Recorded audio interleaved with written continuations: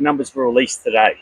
So today we released number 400 and number 401. So Kyle and Maylee. And yeah, every turtle release is special, but this is extra special because it's a big milestone to be able to release 400 animals, well 401 to be precise, back into the wild where they otherwise would have passed away. Yeah, that's really, really great. Of Kyle and Mailers, what they come in weight-wise and sickness and whatever? So Kyle actually came into to our center because he was caught in the rodeo. So twice a year in the Gladstone Harbor, there's a turtle rodeo, they call it, and they actually do a health assessment on all turtles. And we collaborate with the Department of Environment and Science on that. And they caught 203 turtles this time, and 5 of those came into care with us, and Kyle was one of them. So he was caught in the Boyne River mouth, and he was on the way. The government didn't feel comfortable releasing him back into the wild, so he had to come into care with us for 73 days. So, and he actually did great from the outset. He started feeding straight away. He had some elevated white blood cells in his blood get better, but he started packing weight on quite quickly. And after 73 days, he could go back home, which was today. On average, our turtles stay in care for 74 days. So he was just a day early. And what about Maylee? What was her story? Maylee was actually found on Lily's Beach. So we cover 400 kilometers of coastline and all the adjoining islands here on Southern Great Barrier Reef. The number one hotspot is Lily's Beach, which is just a few hundred meters from here. And one of our stranding coordinators, Ian Anderson, found Maylee on the beach. She was very underweight, and he drove her to Gladstone, and we took her to the island. She didn't eat for a month. Then she just started eating small bits of seaweed. Nothing like for her to actually gain weight or get better, and she was quite underweight. So we weren't sure if she was going to make it. But after about 8 weeks in care, she finally started feeding like a normal diet and slowly building that up, building up strength. Today, after 138 days, so she stayed in care significantly longer than our average of 74 days. She's gone back home to where she belongs. Yes, they were so ready. I had to stop twice to put Maylee back in her tub because she had literally just propped herself up and had her flippers all the way over the edge of the transport tub. She's so strong and healthy. She took a little while to actually get back into the water. Kyle beat her to it. But yeah, as soon as she found her bearings, she was off. But yeah, they both were definitely ready. How many have you got in your care at the moment? At the moment, we have 13 patients, which is great because our permit limit is 20. And pretty much all year we've been at permit limit, so we've really been struggling to stay within that permit limit. And so now it's like getting a bit warmer, so that generally means that there's less turtle strandings, which is great for us, so we can actually catch our breath a little bit.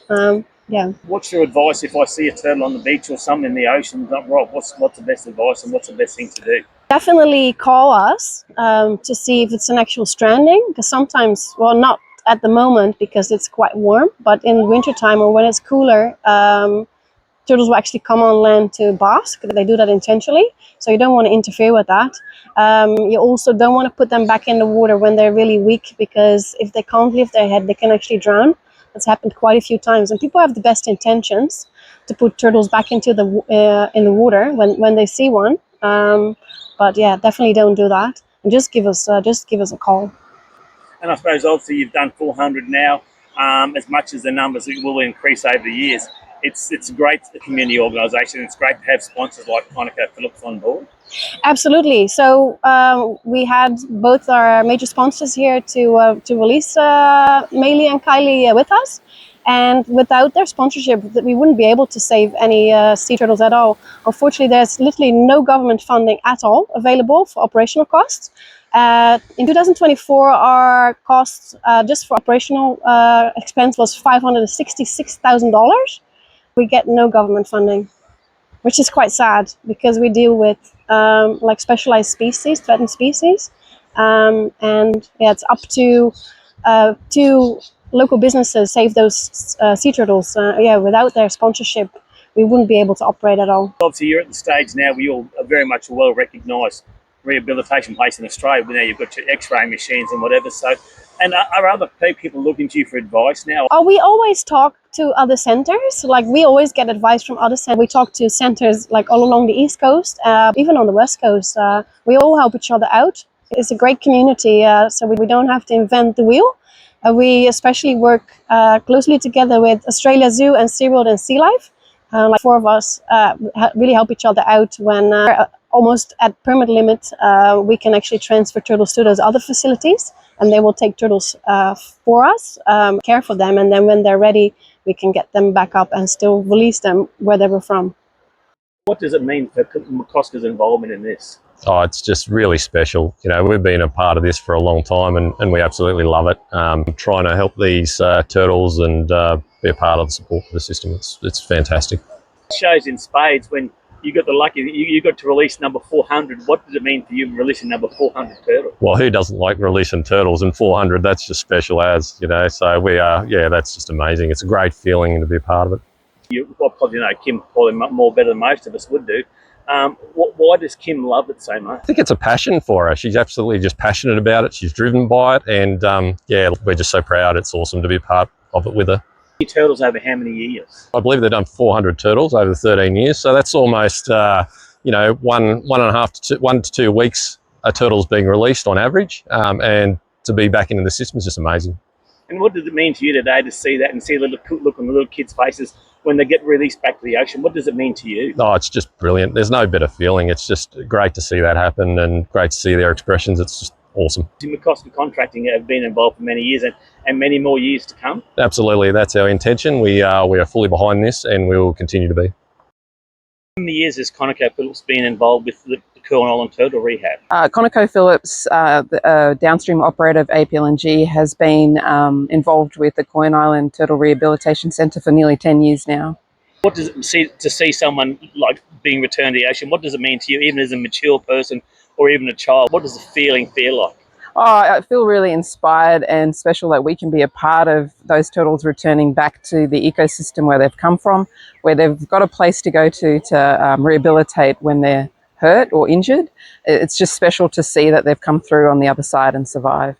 And how did ConocoPhillips come up with the name Maylee? Part of our partnership to involve our workforce, we have a turtle naming competition where we get the workforce families, kids to put forward some names, and Maylee was one of those winners.